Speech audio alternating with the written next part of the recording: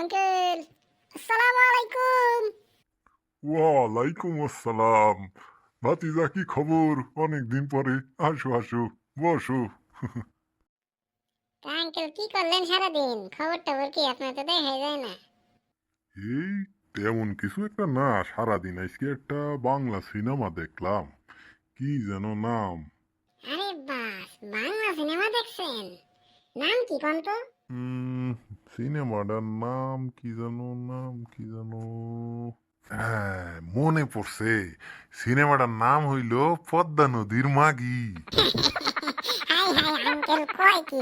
Uncle, ওইটা পদ্মা নদীর মাগি না, ওইটা পদ্মা নদীর মাঝি হইব। হাই হাই, কইলাম নাকি?